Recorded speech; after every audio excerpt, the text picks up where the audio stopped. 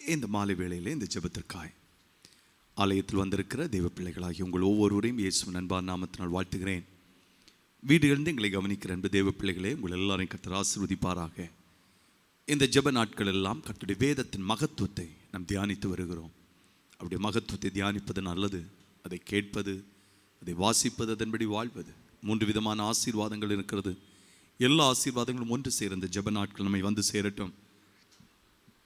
கர்த்தருக்கு கொடுக்க வேண்டிய கனத்தை நம் கர்த்தருக்கு செலுத்தி கர்த்தருடைய சமூகத்தில் பயபக்தியோடு இந்த வார்த்தையை கேட்போம். தேவன் நம்முடைய செவிகளையும் இருதயத்தையும் திறந்து இந்த வார்த்தையின் வெளிச்சத்தை நமக்குள் அவர் கொண்டு வருவாராக என்று நான் தேவனை வேண்டிக் கொள்ளுகிறேன். புரட்டிக்கொள்ளுவோம். சங்கீதம் 119 அது 39வது வசனம். Psalms 119 and verse number 39. நான் அஞ்சுகிற நிந்தையை விலக்கி அருளும் உம்முடைய நியாய தீர்ப்புகள் நல்லவைகள். நேற்றைக்கு கவனித்தோம், மாயை பாராதபடி என் கண்களை விலக்கும். மாயை நாம் பார்க்கக்கூடாது. ஆனால் நம் எல்லாருக்குள்ளும் இருக்கிற ஒரு பிரச்சனை, வேதத்தை நாம் தியானிக்கும் பொழுதெல்லாம் நமக்குள்ளால ஒரு ஒரு ஒரு பயம் வருகிறது. என்ன பயம்? நிந்திக்கப்பட்டு விடுவோமோ, இதனால பிரச்சனை வந்துடுமோ. இந்த வசனத்தை கை கொள்ளுகிறேன், வசனம் உண்மை எனக்கு தெரியுது. ஒருவேளை இதை சரியா புரிஞ்சுக்காம செஞ்சு ஏதோ ஒரு நிந்தை வந்து விட்டால், சங்கீதக்காரன் தன்னுடைய இருதயத்தின் உணர்வை அப்படியே தேவ சமூகத்தில் கொட்டுகிறான். ஆண்டவரே, நான் அஞ்சுகிற நிந்தையை என்னை விட்டு நீர்க்க வேண்டும். ஒன்றை குறித்து நான் நிந்திக்கப்பட்டு விடுவேனோ என்கிற ஒரு அச்சம் எனக்குள் இருக்கிறது. ஆண்டவரே, அதை எனக்கு ஒன்று தெரியும், உடைய நியாயத்தீர்ப்பு நல்லவைகள் என்று தெரியும். ஆனால் இந்த நிந்தையை நான் சகிக்க முடியலை, அந்த பயம் எனக்கு இருக்கிறது. கவனிங்கள், பலவிதமான பயம் நம்முடைய வாழ்க்கையில் வரும். ஒன்று, சிலரை மரண பயம் பிடித்து விடும். உங்களுக்கு தெரியுமா, இயேசு கிறிஸ்து இந்த உலகத்திலே மரித்து உயிரோடு எழுந்தது எதற்கு? மரண பயத்தை நீக்கி போடும்படியா. சிலருக்கு நாளை தினத்தை பற்றின ஒரு பயம் வரும். நாளை தினத்தை பற்றி பயம் வரும் பொழுதெல்லாம், நாளை தினத்தை குறித்து கவலைப்படாதே, இன்றைய தினத்திற்கு வாழ் என்கிற கர்த்தருடைய வார்த்தை வந்து நம்மை தைரியப்படுத்தும். பலவிதமான பயங்கள் இருக்கிறது. ஆனால் ஆவிக்குரிய ஒரு பயம் உண்டு. என்ன பயம்? நிந்தை என்கிற பயம். நிந்திக்கப்பட்டு விடுவேனோ, அவமானப்படுத்தி விடுவேனோ, பரியாசப்படுத்தப்பட்டு விடுவேனோ என்று நாம் பயப்படுவோம். முடிவில் அப்படியே வந்துடும். நாம் எதுக்கு பயப்பட்டோமோ, சங்கீதக்காரன் நாம் பயந்த காரியம், யோபு சொல்லுகிறார், நான் பயந்த காரியம் எனக்கு வந்து நின்று. நம் ஆவிக்குரியவர்கள், வேற பாவம் வேற எதுவும் இல்லை. ஆனால் கர்த்தருடைய வார்த்தையை நம்புகிறேன், இது நடக்குமா நடக்காதா, ஒருவேளை நடக்காமல் போய்விட்டார் என்கிற ஒரு நிந்தை. இந்த நிந்தை எண்ணம் நமக்குள் வரும்பொழுது பிசாசு அழகாய் ஜெயித்து விடுகிறான். பிள்ளைகளை, 3 விதமான நிந்தனை நம்முடைய வாழ்க்கையில பரியாசங்கள் வருவதற்கு வாய்ப்பு உண்டு. அதை நாம் புரிந்து கொண்டு ஜெபித்தால் வார்த்தையின் வெளிச்சம் நிச்சயமாய் நம்மை மேன்மைப்படுத்தும். அந்த வசனத்தை எல்லாம் சேர்ந்து வாசிக்கலாமா? நான் அஞ்சுகிற நிந்தையை விலக்கி அருளும் உம்முடைய நியாய தீர்ப்புகள் நல்லவைகள். கவனிங்கள், முதலாவது நிந்தை எதனால வரும் அப்படின்னா, மதியினத்தினாலே வருகிற நிந்தை. திரும்ப சொல்றேன், மதியினத்தினாலே வருகிற நிந்தை. வாசியுங்கள், சங்கீதம் 74:22. சங்கீதம் 74:22. தேவனே எழுந்தருளும், உமக்காக நீரே வழக்காடும், மதியினாலே நாடோறும் உமக்கு வரும் நிந்தையை நினைத்து கொள்ளும். தேவனே எழுந்தருளும், உமக்காக நீரே வழக்காடும், மதியினாலே நாடோறும் உமக்கு வரும் நிந்தையை நினைத்து கொள்ளும். சங்கீதக்காரன் தேவ சமூகத்தில் கேட்கிறான், ஆண்டவரே, மதியினாலே தினம் தினம் நிந்தை வருகிறது, என்னால இல்லை ஆண்டவரே, நிமித்தம் அவன் என்னை நிந்திக்கிறான், நீர் எழுந்தருளும் என்று தேவ சமூகத்திலே ஜெபிக்கிறான். கவனிங்கள், நாம் வேதத்தை ஏற்றுக்கொள்ளும் பொழுது நாம் எல்லாரும் மதியினர்கள் தான். நானும் மதியனன் தான், நீங்களும் மதியனன். ஆனால் வேதம் என்பது ஞானம். இந்த ஞானத்தை கொஞ்சம் நம்ம உள்ள எடுக்க எடுக்க அந்த மதியினம் குறைகிறது, அந்த புத்தியினம் குறைகிறது. ஆனால் இந்த வேதத்தை உட்கொள்ளாதவன் தன்னுடைய மதியினத்தையே கைக்கிக் கொண்டிருப்பான். அதற்கு தேவன் தான் எழுந்தருள வேண்டும், தேவன் தான் பதில் சொல்ல வேண்டும். ஆனால் நாம் ஜெயிக்க வேண்டிய முதல் இடம் இந்த இடம்தான். இதை எப்படி ஜெயிப்பது? வேதாகமத்திலே இதைத்தான் பெலிஸ்திய வல்லமை என்று பார்க்கிறோம். தாவீது முதலாவது ஜெயித்த ஜெயம், மனுஷர்களை எதிர்த்து ஜெயித்த ஜெயம் இங்கதான். இதுவரைக்கும் கரடியை ஜெயிச்சிருப்பார், இதுவரைக்கும் சிங்கத்தை ஜெயிச்சிருப்பார். மனிதனை ஜெயிக்கல. மனிதனை ஜெயித்த இடம், முதல் இடம் எங்கன்னா கோலியாத் என்கிற பெலிஸ்திய வல்லமை. இந்த புத்தீனமான வல்லமை என்றால் நான் எதற்கு என்ன பேர் வைத்திருக்கிறேன்னா பாரம்பரிய நிந்தை. நமக்கு எல்லாருக்கும் ஒரு பாரம்பரிய நிந்தை உண்டு. இந்து மார்க்கத்திலிருந்து வந்திருக்கலாம், இஸ்லாமியத்திலிருந்து வந்திருக்கலாம், கிறிஸ்தவத்திலே மற்ற ஒரு முறைமையான ஆராதனை நம்ம வந்திருக்கலாம், ஏதோ ஒரு இடத்திலிருந்து வந்திருக்கிறோம். நாம் எங்கிருந்து வந்தோமோ அதுதான் நம்முடைய பாரம்பரியம். அந்த பாரம்பரியம் எப்போது நம்ம இழுக்கும். அது எந்த பாரம்பரியமாக இருந்தாலும் சரிதான், அந்த பாரம்பரியம் நம்மை நிந்தித்து கொண்டே இருக்கு. என்ன விட்டு போயிட்டல பார்த்துக்கலாம் என்று அதை நம்ம நிந்திக்கும். கவனிங்கள், வேதத்தை நன்றாக தியானிக்கிற ஒருவனுக்கு அறிவு இருக்க வேண்டும். நான் விட்டு வந்த பாரம்பரியம், நான் விட்டு வந்த பெலிஸ்திய வல்லமை நிச்சயம் என்னை நிந்திக்கும், பரியாசம் பண்ணும். அதை நான் எப்படி மேற்கொள்ளுது? வாசிங்க பார்க்கலாம். 1 சாமுவேல் 17வது அதிகாரம் 10வது வசனம். 1 சாமுவேல் 17:10. பின்னும் அந்த பெலிஸ்தன், நான் இன்றைய தினம் இஸ்ரவேலுடைய சேனைகளை நிந்தித்தே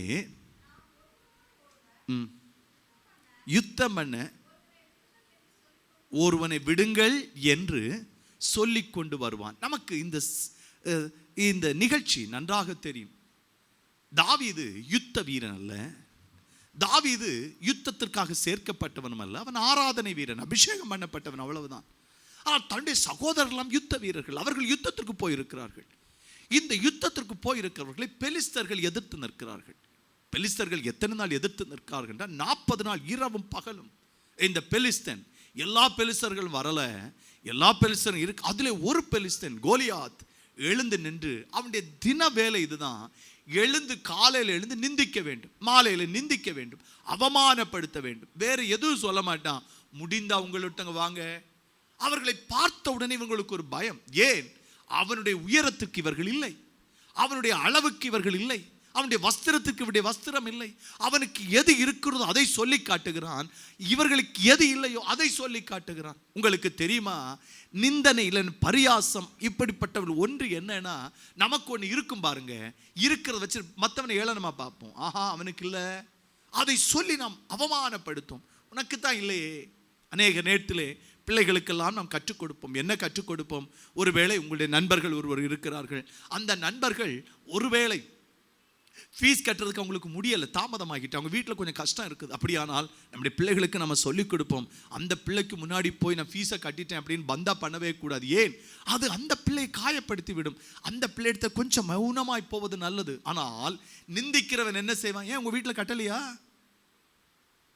அவன் கட்டாதது அவன் பிரச்சனை, நான் கட்டிவிட்டேன் என்கிற ஒன்று என்னிடத்தில் இருக்கிறது பாருங்க. இது எல்லா இடத்திலும் இருக்கிறது. சபைக்கு அநேக நேரத்தில் சொல்லுவது உண்டு, நம்முடைய வீட்டின் மகிழ்ச்சி நம்மோடு இருக்க வேண்டும். பக்கத்து வீடு ஒரு மகிழ்ச்சியா இருக்காது, அவங்க என்ன சண்டை போட்டுக்கிட்டு இருக்கிறாங்க தெரியல. நம்ம மகிழ்ச்சியை காட்டுவதனால் நாம நினைக்கிறோம் கேஷுவலாக தான் நடக்கிறேன், ஒன்றும் பிரச்சனை, கேஷுவலாக நல்ல எண்ணத்தோடு செய்வது தப்பு இல்லை. ஆனால் சில நேரத்தில் உங்ககிட்ட இருக்குதா, நான் சரியா பண்ணிட்டேன் பாரு, நான் நல்லா இருக்கிறேன் என்கிற ஒரு அகந்தை, என்கிற ஒரு பரியாசம், என்கிற ஒரு நிந்தை வார்த்தையால் சொல்ல மாட்டோம், செயல்ல நாம காட்டுவோம். பிள்ளைகளே, ஹல்லேலூயா, ஒரு நாளும் நமக்கு இருக்கிறதை வைத்து மற்றவனுக்கு இல்லை அப்படிங்கிறத வைத்து நாம் ஒரு நாளும் அவர்களை நிந்திக்கவே கூடாது. பெலிஸ்திய வல்லமை என்றால் அதுதான். எனக்கு பாரு இவ்வளவு தோரணை இருக்கு, உனக்கு இருக்குதா? அவன் கேட்கிறேன், உங்கள் ஒருத்தன் வாயா, நாங்கள் எல்லாரும் ஒருத்தன் வா என்று இவர்களுக்கு இல்லாததும் அவர்களுக்கு இருக்கிறதை சொல்லி நிந்திக்கிறான். இதை கேட்க கேட்க பயம் வருகிறது, முன்னோக்கி போகவில்லை. இந்த ஜனங்கள் எல்லாம் தேவனால் தெரிந்து கொள்ளப்பட்டவர்கள். இந்த ஜனங்களுக்கு என்று தேவன் ஒரு தலைவனை ஏற்படுத்தி கொடுத்தார். அவர்கள் யுத்தத்தில் ஜெயித்திருக்கிறார்கள், தேவன் பட்சமாயிருக்கிறார், இவர்கள் பாவம் செய்யல, எல்லாம் உண்மைதான். ஆனால் கர்த்தருடைய வார்த்தை செயல்படக்கூடாதபடி, கர்த்தருடைய நியாய தீர்ப்பு செயல்படக்கூடாதபடி தாங்கள் பரியாசப்படுத்தப்பட்டார்கள், நிந்திக்கப்பட்டார்கள். ஐயோ என்ன செய்ய போறோம் தெரியல. 40 நாள். உங்களுக்கு தெரியுமா இந்த நிந்தை ஏன் வந்தது என்றால், இந்த நிந்தை வருவதற்கு காரணமே தேவன் அல்ல. இந்த நிந்தை வருவதற்கு காரணம் அவர்களை வழி நடத்தி வந்த தலைவன் சவுல்.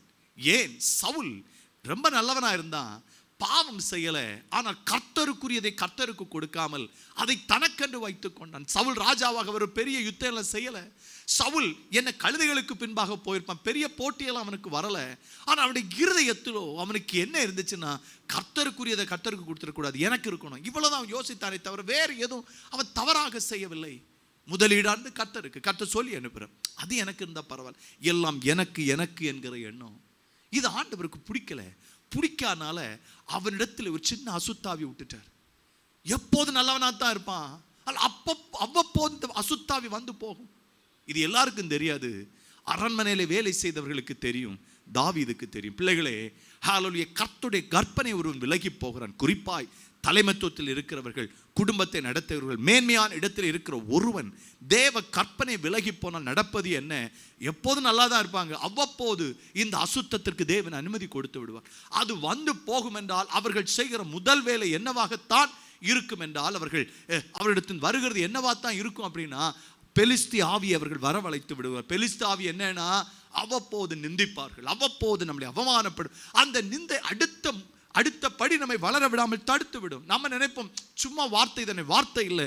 அந்த வார்த்தை நம்மை அப்படியே உட்கார வைத்து விடும். இந்த பிள்ளைகளை 40 நாள் உட்கார வைத்தது. யாருக்கு என்ன செய்யணும் தெரியல. இப்படி இருக்க தாவீது வருகிறான், அபிஷேகம் பண்ணப்பட்டவன். எதையெல்லாம் தாண்டி வந்தானாம்? சிங்கத்தையும் கரடியும் தாண்டி வந்தானாம். சொல்லுகிறான், ஒரு நாள் சிங்கத்தை சந்தித்தேன். சிங்கம் என்றால் என்ன? ஹல்லேலூயா, சிங்கம் என்று சொன்னால் காட்டின் வல்லமை. கரடி என்றால் என்ன? கரடி என்பது மந்திரவாதத்தின் வல்லமை. இவைகளெல்லாம் வந்தது, அவைகளெல்லாம் நான் ஜெயித்து விட்டேன். அந்த சிங்கத்துக்கும் கரடிக்கும் கொடுத்த மதிப்பை கூட இவனுக்கு கொடுக்கல. இவனை பார்த்து சொல்லுங்க, இந்த நாய் என்ன பேசுவது, இவன் எப்படி எங்களை அவமானப்படுத்துவது என்று. எல்லாரும் நல்லவர்கள் தான், எல்லாரும் யுத்த வீரர்கள் தான், எல்லாரும் கர்த்தரால் தெரிந்து கொள்ளப்பட்டவர்கள் தான். ஆனால் அந்த நிந்தனை கேட்டு அவமானப்பட்டு இருக்கும் பொழுது ஒருவன் எழுந்திருந்தான் பாருங்க, பயத்தை விட்டுக்கிட்டு அவன் கேட்கிறான், இவனை கொலை செய்தால் எனக்கு என்ன கிடைக்கும்? அவனுக்கு தெரியும், இவனை தாண்டி போகாவிட்டால், இந்த நிந்தனை தாண்டி போகாவிட்டால் நான் வாழ்க்கையில முன்னேற முடியாது. என்ன கிடைக்கும் என்று கேட்டவுடனே அவனுக்கு கொடுக்கப்பட்டது 2. 1, உனக்கு அப்பந்தாயா திருமணம் ஆகும். 2, அப்படி இருந்தால் தான் உனக்கு எல்லா பொக்கிஷமும் கிடைக்கும், நீ நன்றாக இருப்பாய். கவனிங்கள், நிந்தை முன்னால இருக்குது, எல்லாரும் பயந்து இருக்கிறார். சங்கீதக்காரன் சொல்றான், நான் பயப்படுகிற நிந்தைக்கு என்னை விலக்கி அருளும் ஆண்டவரே, என்னால் அது முடியல, நீர் எழுந்தருளும், நீர் வழக்காடும். தாவீதை எழுப்பினான். தாவீது என்ன பண்ணினானா, எல்லாரும் அவனுக்கு ஆலோசனை, அவன் போட்ட மாதிரி நீ ட்ரெஸ்ஸை போடு, அவன் செஞ்ச மாதிரி நீ செய், அவனுக்கிடம் என்ன இருக்கிறதோ அதை நீ வைத்துக்கொள் என்று சொல்ல, தாவீது அதெல்லாம் போட்டு பார்க்குற முடியலை. போவான் பாருங்க, ஆழத்தில் போய் கல்லை எடுப்பான். ஆரம்ப காலகட்டத்தில் இதெல்லாம் தமாஷை, கல்லை எடுத்தான், அடித்தான். அதற்குள் ஆவிக்குரிய சத்தியம் இருக்கு. உங்களுக்கு தெரியுமா, எகிப்திலிருந்து ஜனங்களை வெளியே கொண்டு வரும் பொழுது எல்லா வல்லமைகளும் எங்கிருந்து தான் வந்துச்சுன்னா, ஆழத்திலிருந்து தான் வந்துச்சு. ஆழத்தில் இருக்கிற ரிஷப கூட்டத்தின் எருதுகளை தேவரீர் நீர் அழித்து போட்டீர் என்று இருக்கும் ஆழத்தின் வல்லமைகள் தாவீதுக்கு தெரியும். ஹல்லேலூயா, ஜெயிக்க வேண்டும் என்றால் இந்த ஆழத்தின் வல்லமை என்று இருக்கிறது, இதை நான் ஜெயிக்க வேண்டும். அதை எப்படி ஜெயிக்கணும்? ஆழத்திலிருந்து கல்லை எடுக்கிறான். 5 கல்லை எடுத்திருப்பான், 1 எடுத்து விடுவான் பாருங்க, வேறு எதுவும் செய்ய மாட்டான். ஒரு கல்லை எடுத்து முன்னாடி விடுவான், பின்னாடி யாரோ தலையை தட்டினது பிறகு கீழே வந்து விழுவான். தேவன் எழுந்தர்ன பிள்ளைகளே, நிந்தனையும் அவமானங்கள் நமக்கு முன்பாக நிற்கும் பொழுது ஏன் சந்திக்க வேண்டியிருந்தது? ஒருவன் தேவனுடைய கற்பனைக்கு விலகி போய் நல்லதும் கெட்டதும் 2 ஆவியும் தனக்குள் வைத்து கொண்டான். ஒருவன் சுத்தமுள்ளவனாய் எழும்பினான், பரிசுத்தம் உள்ளவனாய் எழும்பினான், தேவ சத்தியத்தின்படி எழும்பினான். ஒரு சின்ன கல்லு தான். கல் என்பது என்ன பிள்ளைகளே? ஒரு காரியத்திற்காக, அவமானத்திற்காக நாம் ஜெபித்து கொண்டிருக்கும் பொழுது அந்த கல் என்பது என்ன? ஜெபித்து கொண்டே இருக்கும் பொழுது ஆண்டவரிடத்தில் கேட்க வேண்டும், ஆண்டவரே எனக்கு ஒரு வசனத்தை தாரும், இந்த காரியத்தில் ஜெயிப்பதற்கு எனக்கு ஒரு வசனத்தை தாரும் என்று தேவ சமூகத்தில் வசனத்திற்காக ஜெபிக்க வேண்டும். ஏன்? அந்த வசனம் தான் பட்டயம், அந்த வசனத்துக்கு தான் பிசாசு பயப்படுவான். அந்த வசனம் கிடைக்கிறது வரை நாம் காத்திருக்க வேண்டும், ஜெபிக்க வேண்டும். அந்த வசனம் கிடைச்ச பிறகு ஆண்டவரே இந்த வசனத்தை எப்படி நான் ஆண்டவரே அப்ளை பண்றது, எப்படி ஆண்டவரே நான் இந்த சூழ்நிலைக்கு பயன்படுத்துவது என்று கர்த்தருடைய சமூகத்தில் கேட்டால் தேவன் ஜெயத்தை தருவதற்கு போதுமானவராக இருக்கிறார். எத்தனை பேர் கர்த்தருக்கு ஸ்தோத்திரம் சொல்லுவீங்க? ஹல்லேலூயா, ஹல்லேலூயா. ஒரு முறை எனக்கு உங்களுக்கும் அது பிரயோஜனமாக இருக்கலாம். இந்த ஊரில் எல்லாம் மந்திரவாதம் பண்ணுறவங்க மந்திரவாதம் பண்ணி எதை தருவாங்கன்னா சாம்பலை தருவாங்க. இப்போது நிறைய பேர் அதைத்தான் பண்ணுவாங்க, சாம்பலை எதையால் ஒன்று வச்சு மந்திரவாதத்தை பண்ணி சும்மா கையில் தந்துட்டு போயிடுவாங்க. அது கையில் வந்துச்சுன்னா நாம் கண்டுபிடிக்கலைன்னா பிரச்சனைகள் வரத்தான் செய்யும். வேதத்தை தியானித்து ஆண்டவரே என்று கேட்கும் போது கர்த்தர் வெளிப்படுன வசனம்தான், சாம்பலுக்கு பதிலாய் சிங்காரத்தை தருவேன். கவனிங்கள், சாம்பல் எதற்கு வந்தது?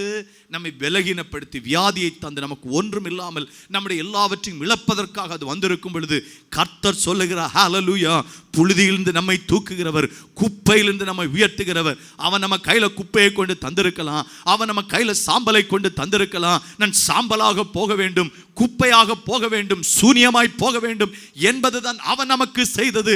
ஆனால் தேவனோ அந்த குப்பையிலிருந்து நம்மை உயர்த்துவதற்கு, ஹல்லேலூயா, கனமுள்ளவராய் மாற்றுவதற்கு அவர் போதுமானவர்.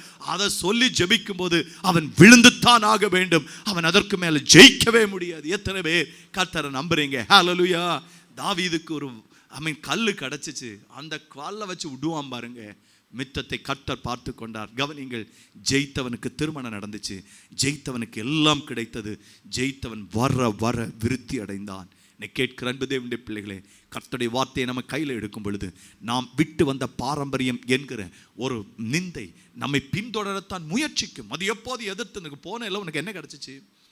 நீ தான் போன இல்லை, இப்போ இதை மட்டும் பாரு, என்னுடைய கால் தூசிக்கு நீ வருவியா? உனக்கு என்ன இருக்குது? நீ என்ன சம்பாதிச்ச? இந்து மார்க்கத்தில் வந்தால் முதல் கேள்வி அதான் கேட்பாங்க. எல்லாம் வேணான்னு போன இல்லை, என்ன சம்பாதிச்ச? நாம் உடனடியாக போயிடக்கூடாது. ஆண்டவரே எனக்கு சம்பாத்தியத்தை தாரும், அதெல்லாம் இயல்பாய் வரும். வசனத்தை தாரும் என்று ஆண்டவரை பார்த்து கேட்க வேண்டும். ஹல்லேலூயா, ஹல்லேலூயா. பிள்ளைகளே, அந்த நிந்தனைக்கு முன்னால அதை போல நாம செய்யாம, ஆண்டவரே உம்முடைய வசனத்தை தாரும். அவன் சொல்றான், உம்முடைய நியாய தீர்ப்புகள் நல்லவைகள். ஆண்டவரே நீங்க என்ன முடிவு வச்சிருக்கீங்க அதை எனக்கு சொல்லித்தாங்க. அப்படியானால் ஹல்லேலூயா, எல்லா பாரம்பரியத்தின் வல்லமைகளை கர்த்தர் உடைத்து போடுவாராக. கரங்களை தட்டி எல்லாரும் கர்த்தருக்கு ஸ்தோத்திரம் செலுத்துவோமா? எல்லா குப்பையின் வல்லமைகளும் ஹல்லேலூயா சிங்காரமாய் மாறுவதாக, சூனியமாய் போக வேண்டும் என்று ஹல்லேலூயா செய்தவைகள் எல்லாம் ஹல்லேலூயா தேவன் மகிமையாய் மாற்றுவாராக. ஹல்லேலூயா, குடும்பங்களை கட்ட உயர்த்துவாராக, வீடுகள் உனக்கு நன்மைகளை கட்ட கொண்டு வருவாராக. அப்படியான ஒன்று இந்த பொல்லாதவள். மற்றொரு நிந்தை இருக்கிறது. அது என்ன நிந்தை என்றால், தேவ பிள்ளைகளாகிய நானும் நீங்களும் கர்த்தருடைய வசனத்துக்கு கீழ்ப்படுகிறதுனால, கர்த்தர் பொறுமையாக இருக்கிறதுனால வரக்கூடிய நிந்தனை.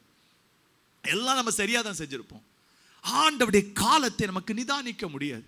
இயேசு கிறிஸ்து வருவார் வருவார் வருவார் என்று சொல்றோம். அவர் வருகிறதற்கு எப்படி இருக்கிறார் என்றால் நீடிய பொறுமை உள்ளவராக. அவருடைய நீடிய பொறுமை நிறைய நேரத்தில் நமக்கு நிந்தையும் அவமானத்தையும் கொண்டு வந்து விட்டுரும். பிள்ளைகளே, ஆலயத்தில் வந்து கர்த்தருக்காக பொறுமையுடன் காத்திருந்தேன் என்று சங்கீதக்காரன் சொன்னான் பாருங்க. ஹல்லேலூயா. கர்த்தர் சில நேரங்களிலே அவன் பொறுமையாக காத்திருந்தால் பரிசுத்தவான்கள் எல்லாம் அந்த பாதையில் தான் போயிருக்கிறாங்க. வாசிங்க பார்க்கலாம். எரேமியா 15:15. எரேமியா 15:15.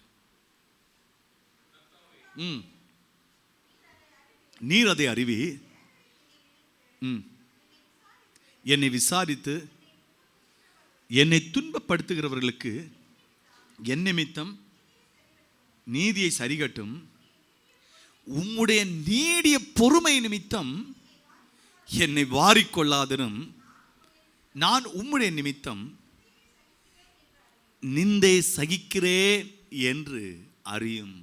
சங்கீத எரேமியா, நான் நினைக்கிறேன் ஆண்டவர் நல்ல விரும்பின ஒரு தீர்க்கதரிசி தான். அந்த எரேமியா எப்போதும் அழுதுகிட்டே இருப்பார். வீப்பிங் ப்ராஃபட், எதுக்கு எடுத்தாலும் அழுதுகிட்டு இருப்பார். எந்த தப்பு தாண்டவும் இந்த எரேமியா இடத்துல இல்லை.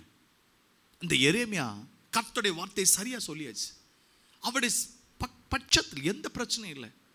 ஆனால் எல்லாம் அவருக்கு எதிராக வருகிறது, எல்லாம் அவருக்கு எதிராக நிற்கிறார்கள். அவன் புரிந்து கொண்டான், ஆண்டவரே உம்முடைய நீடிய பொறுமையிலே என்னை வாரிக்கொள்ளாதரும். என்னை கேட்கிற அன்பு தேவனுடைய பிள்ளைகளே, உலகத்தில் உள்ளவர்களுக்கெல்லாம் எல்லாம் துரிதமாய் நடக்கும். ஆனால் எனக்கும் உங்களுக்கும் கர்த்தர் வைத்திருக்கிற பாதை வசனத்திற்கு கீழ்படிச்சிட்டோமா, நீடிய பொறுமையாக இருக்க. ஹல்லேலூயா. தேவன் நமக்கு உதவி செய்வாராக. ஆமென். ஹல்லேலூயா. எவ்வளவு நாள் நீடிய பொறுமையாக இருக்கணும் எனக்கு தெரியலை. ஆனால் உங்களுக்கு தெரியுமா, வேதாகமத்தில் நீடிய பொறுமையாக இருந்தவர்களிடத்திலிருந்து உருவானது எல்லாம் ஹல்லேலூயா உத்தமமானதாய் மாறி இருக்கிறது. எல்லாருக்கும் அந்த நீடிய பொறுமை என்கிற அவமானத்தை நிந்திய கர்த்தர் கொடுக்கல. ஆனால் சிலருக்கு கர்த்தர் என்ன செய்வார்னா நீடிய பொறுமை உள்ளவராக இருப்பார். ஒருவேளை உங்களிடத்தில் அப்படி இருந்தால், வேதாகமத்தில் அநேக காரியங்களை நான் வரிசைப்படுத்தி கொண்டு போகலாம். நான் தெரிந்த ஒன்றை சொல்லுகிறேன். ஆமென். புதிய ஏற்பாட்டிலே எலிசபெத் ஒருவள் இருப்பாள். ரொம்ப நீடிய பொறுமையாக இருந்தார் ஆண்டவர். அவர்கள் கர்த்தர் வைத்த எல்லாவற்றிலும் சரியாக இருந்தார்களாம். லூக்கா 1 அதிகாரத்தில் வாசிக்க முடியும். அவர்கள் ஆசாரிய வம்சத்தில் பிறந்தவர்களாம். நல்ல ஊழியம் செஞ்ச அவங்க மேல ஒரு சின்ன தப்பு கூட இல்லை. ஆனால் என்ன, குழந்தை இல்லை. ரொம்ப வயதாயிடுச்சு, குழந்தையே இல்லை. ரொம்ப நீடிய பொறுமையாக இருந்தாராம் ஆண்டவர். ஆனால் நீடிய பொறுமையாக இருந்தாலும் எங்கேயும் அவர்கள் கம்ப்ளைண்ட் பண்ணதா பைபிளில் இல்லை. பிள்ளைகளே, சில நேரத்தில் கர்த்தர் ஏதோ ஒரு காரியத்திற்காக, ஏதோ ஒரு காரணத்திற்காக நல்ல நீடிய பொறுமை உள்ளவராக இருப்பார். ஆமேன், ஆமேன். அந்த நேரத்தில் கேட்க வேண்டியது, எரேமியா ஹல்லேலூயா அழுது ஜெபித்தார் ஆண்டவருடைய சமூகத்திலே. நாம் ஜெபிக்க வேண்டிய ஜெபம் இந்த கர்த்தருக்காக பொறுமையுடன் காத்திருந்தேன். எல்லாருக்கும் அந்த பொறுமை வேண்டாம். ஆண்டவரே, உம்மை நம்புகிற எனக்கு ஆண்டவரே பொறுமையை தாரும். ஹல்லேலூயா. நாம் நிறைய நேரத்தில் நான் தான் ஜெபம் பண்ணியாச்சுல்ல, நான் தான் உபவாசம் பண்ணியாச்சுல்ல என்கிற ஒரு அவசரத்தை பிசாசு தருவான். இயேசுவை கூப்பிட்டு சொன்னா, நீ தேவனுடைய குமாரனே, ஆனால் நம்மிடத்தில் சொல்ல, நீ தான் இவ்வளோ ஜெபம் பண்ணிட்டேல, ஜெபித்தால் நாளைக்கு எப்படி, நாளைக்கே நடந்துட வேண்டுமே. பூரா மதத்தினர் அநேக இடத்துல ஜெபத்துக்கு கேட்க வருவாங்க. நம் ஜெபித்த உடனே கேட்பாங்க, இன்னைக்கு சாயந்தரத்துக்குள்ள நடந்துருமா? அவர்களுக்கு அநேக காரியம் அன்னைக்கு சாயந்தரம் கூட இல்லை, சர்ச்சை விட்டு வெளில போகிறதுக்குள்ள நடந்தது. ஏன்? அவர்களுக்கு விசுவாசம் உண்டாவது. ஆனால் எனக்கு உங்களுக்கு அப்படி இல்லை. எனக்கு உங்களுக்கு தேவை விசுவாசம் இல்லை, எனக்கும் உங்களுக்கு தேவை பொறுமையை கர்த்தர் எதிர்பார்க்கிறார். பிள்ளைகளே, ஹல்லேலூயா. அந்த பொறுமையின் காலகட்டத்தை கர்த்தருடைய சமூகத்தில் உட்கார்ந்தா ஒன்னா தேவன் நம்மோடு பேசுவார்.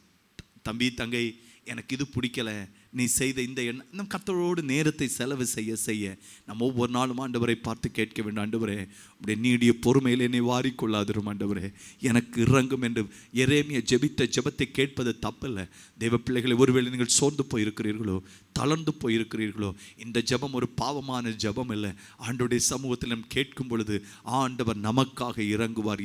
எரேமியா அவனுடைய கண்ணீரில் கேட்கிறார், ஆண்டவரே உடைய நீடிய பொறுமையில் என்னை வாரிக்கொள்ளாதிரும். ஆண்டவர் இறங்கி வந்து பதில் சொல்லுவோம், பயப்படாத, நான் பார்த்துக்கிறேன், நான் எல்லாவற்றையும் உனக்காக செய்வேன். பிள்ளைகளே, ஏதாவது காரியம் நீங்கள் எல்லாம் சரியாக செய்து இன்னும் தாமதமாகிறதோ, கரங்களை உயர்த்தி ஆண்டவரை பார்த்து கேட்போம், ஆண்டவரே உம்முடைய நீடிய பொறுமையிலே என்னை வாரிக்கொள்ளாதிருப்பீராக, என்னை வாரிக்கொள்ளாதிருப்பீராக என்று கர்த்தருடைய சமூகத்தில் ஒரு சின்ன ஜெபத்தை செய்வோம். ஹல்லேலூயா. அவருடைய நீதி நியாயங்களை அவர் விளங்க பண்ணுவாராக. 3, இன்னொரு நிந்தை நம்மை தேடி வருவதற்கு வாய்ப்பு உண்டு. ரோமர் 15 அதன் 3வது வசனம். ரோமர் 15:3.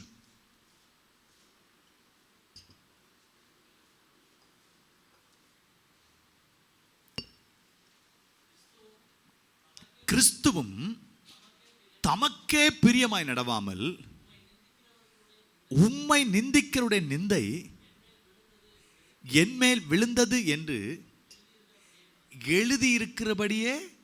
எல்லாரும் சேர்ந்து அந்த வசனத்தை வாசிக்கலாமா?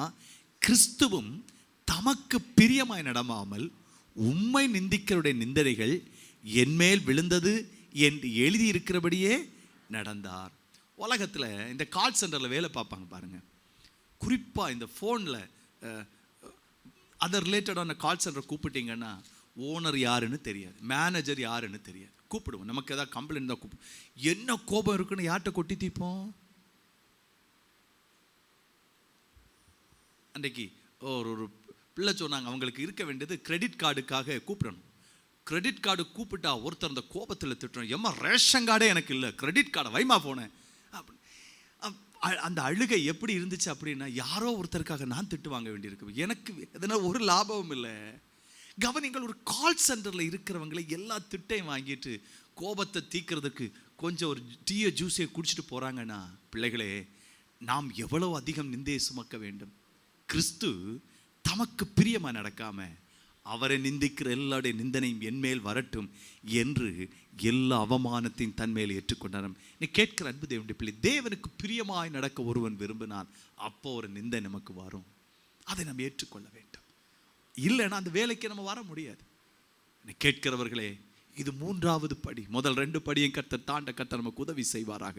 அப்படிப்பட்ட நானும் நீங்கள், ஆண்டவரே எனக்காக இல்லை உண்மைக்காக நான் நிந்தையை சகிக்கிறேன். ஆண்டவர் உண்மையில் ஆண்டவர் உண்மை அவமானப்படுத்தி என்ன அவமானப்படுத்தட்டும், இதை பார்த்து ஆண்டவரே நீர் எனக்கு இறங்கும் என்று நம் தேவ சமூகத்தில் ஜெபிக்க வேண்டும். மத்தேயு 6வது அதிகாரத்தில் என்று நினைக்கிறேன், என் நாமத்து நிமித்தம் நீங்கள் நிந்தையும் அவமானத்தையும் அடைந்தால் நீங்கள் பாக்கியவான்கள் எனப்படுவீர்கள்.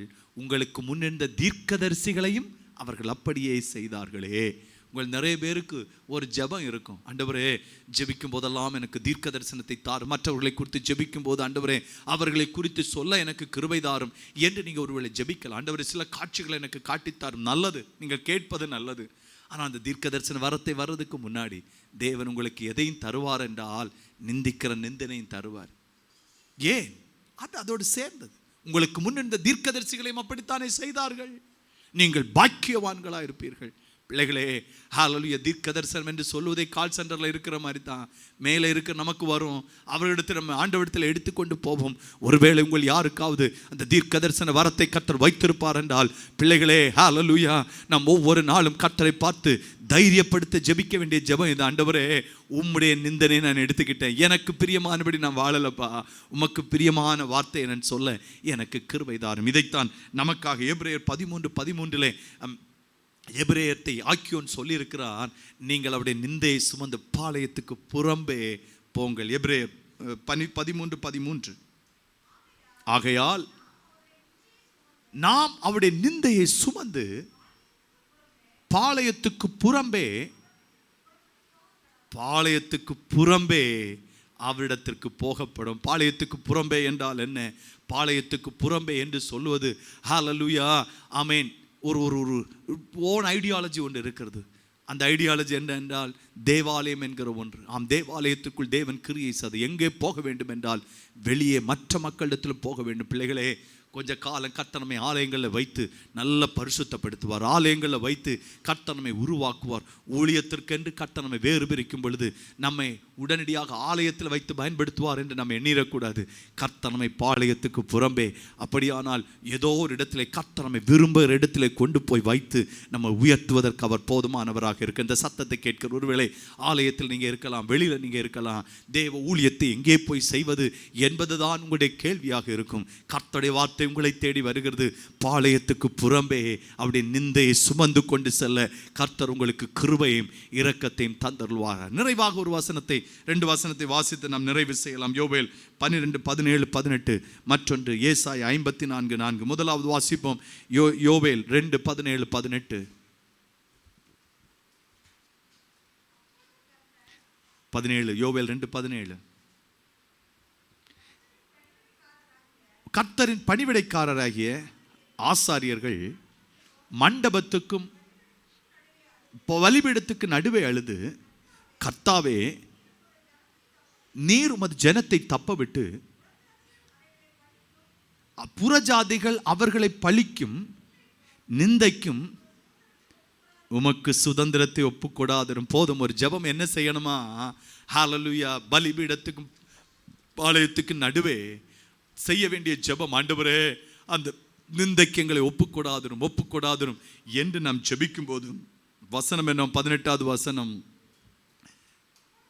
அப்பொழுது கர்த்தர் தமது தேசத்திற்காக வைராக்கியம் கொண்டு தமது ஜனத்தை கடாட்சிப்பார். கர்த்தர் பொறுமையா இருக்கிற காலகட்டத்தில் சபையை செய்ய வேண்டியது என்ன? வேறு போவதுக்கு இல்லை. அநேகர் நினைக்கிறது என்ன நினைப்பாங்கன்னா, இங்க கர்த்தர் பதில் தரலையா, இல்லைன்னா வேறொரு இடத்திற்கு போய் பார்ப்போம், நல்ல வல்லமை உள்ள ஒரு இடத்துல போய் பார்ப்போம். ஆனால் எங்கே சொல்லப்பட்டிருக்கிறது? ஆலயத்திலே பலிபீடத்திற்கும் ஹல்லேலூயா பிரகாரத்திற்கு நடுவாக நடந்து ஆண்டவரே இறங்கும் என்று ஆலயத்தை பற்றி கொண்டு நாம் ஜெபிப்போம் என்றால் தேவன் நம்மை கடாட்சிப்பார். பக்கத்தில் இது பார்த்து சொல்லுங்க, ஹல்லேலூயா, இந்த இடத்திலே கர்த்தர் கடாட்சிக்க போதுமானவர், இந்த இடத்திலே கர்த்தர் அற்புதம் செய்ய போதுமானவர். இன்னொரு இடத்தை நீ தேடி போக வேண்டிய அவசியம் இல்லை. கர்த்தருடைய பொறுமை என்கிற நிந்தை மேல் வந்திருக்கும் பொழுது கர்த்தருக்காக பொறுமையுடன் காத்திருக்க, ஜெபத்திலே தரித்திருக்க கர்த்தர் உதவி செய்வாராக. ஹல்லேலூயா. இன்னும் ஒரு வசனத்தை வாசித்து நிறைவு செய்வோம். ஏசாயா 54:4.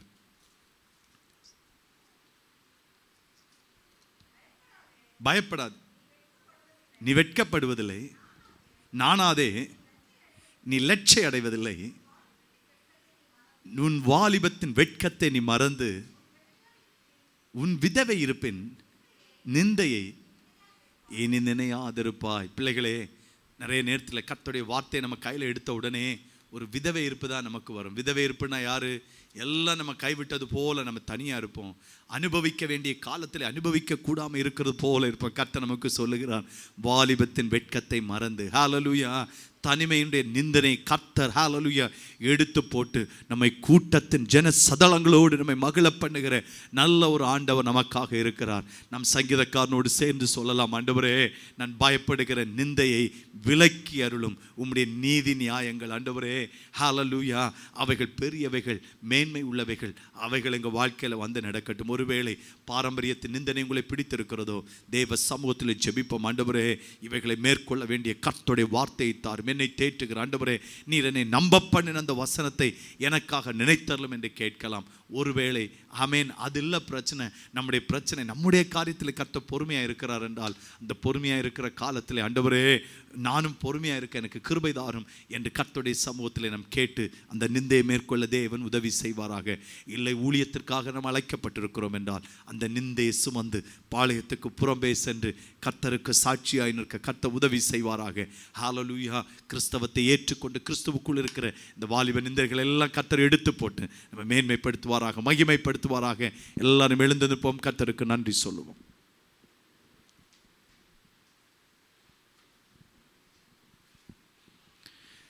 நிந்திக்கப்பட்டு அவமானப்பட்டு ஒருவேளை இன்னைக்கு கூட கடினமான வார்த்தைகளை கேட்டு இன்னும் எத்தனை நாள் ஆண்டவரே என்கிற கேள்வியோடு வந்திருக்கலாம். கர்த்தருடைய ஆவியான் உங்களோடு பேசி இருக்கிறார். எல்லாரும் கர்த்தருக்கு நன்றி சொல்லும். ஆண்டவரே, உடைய வார்த்தை ஜீவன் உள்ளது. அதை நான் கை கொள்ளும் பொழுது ஆண்டவரே, அது எனக்கு ஜீவனாய் மாறுகிறது. என் உடலுக்கெல்லாம் அது ஆரோக்கியமாய் வருகிறது. தகப்பனே, கிருபையை பாராட்டும். ஆண்டவரே, கிருபையை பாராட்டும். எல்லாரும் வாய்களை திறந்து கர்த்தருக்கு ஸ்தோத்திரம் சொல்லுங்க. ஆண்டவரே, அந்த கிருபை எனக்கு வரட்டும் ஐயா. நீர் என் விஷயத்தில் பொறுமையாக இருந்தது போதும் ஆண்டவரே. உடைய நீடிய பொறுமையில் என்னை வாரிக்கொள்ளாதிரும் ஐயா. உங்கள் நீடிய பொறுமையில் என்னை வாரிக்கொள்ளாதிரும் ஐயா. நான் ஒன்றும் எலிசபெத் இல்லை ஆண்டவரே. நான் ஒன்றும் அவ்வளவு நல்லவில்லை ஆண்டவரே. நான் ஒன்றும் அவ்வளோ எரேமையை போல சுத்தன் இல்லை ஆண்டவரே. நான் விசுவாசத்தில் விழுந்து போயிடுவேன்ப்பா. உடைய நீடிய பொறுமையில் ஆண்டவரே என்னை வாரிக்கொள்ளாதிரும். ஹல்லேலூயா. தகப்பனே, தகப்பனே, உம்முடைய இரக்கம் எங்களுக்கு வருகிறதற்காக நன்றி. எங்களை கண்ணீரை தாண்டி தாண்டி போகாத தேவனே, கண்ணீருக்கு பதிலை தந்து செல்லுகிற தேவனே, ஹல்லேலூயா. ஆண்டவரே, அந்த நான் பயப்படுகிற நிந்தையின் லட்சியம் எங்களை விட்டு எடுத்து போட்டு எங்களுக்கு இரக்கத்தை தருகிற நல்ல அன்பிற்காக உமக்கு நாங்கள் நன்றி செலுத்துகிறோம் ஐயா. உமக்கு நன்றி செலுத்துகிறோம் ஆண்டவரே. எல்லார் மேலும் கர்த்தர் கிருபை அருப்பீராக. எல்லார் மேலும் உடைய தயவை கர்த்தர் பெருக பண்ணும் என்று ஜெபிக்கிறேன். வீடுகள் என்னை கவனித்த பிள்ளைகளுக்காக ஸ்தோத்திரம். ஒவ்வொருவரையும் கர்த்தர் ஆசீர்வதிப்பீராக. கிருபை எல்லாரையும் சூழ்ந்து கொள்ளட்டும். உதவி செய்து எல்லாரையும் மறைத்துக் கொள்ளுங்க ஆண்டவரே. நாளைக்கு நாங்கள் ஆலயத்தில் வந்து உம்மை துதிக்க எங்களுக்கு கிருபை தாரும். ஜெபத்தை கேட்டதற்காக நன்றி. இயேசுவின் நாமத்தில் பிதாவே. என் ஆத்துமாவே கர்த்தரை ஸ்தோத்திரி, என் முழுமே அவருடைய பரிசுத்த நாமத்தை ஸ்தோத்திரி. என் ஆத்துமாவே கர்த்தரை ஸ்தோத்திரி, கர்த்தர் செய்த சகல உபகாரங்களை மறவாதே. ஆமென். ஹல்லேலூயா, ஹல்லேலூயா. கர்த்தர் தாமே உங்களை ஆசீர்வதிப்பார்.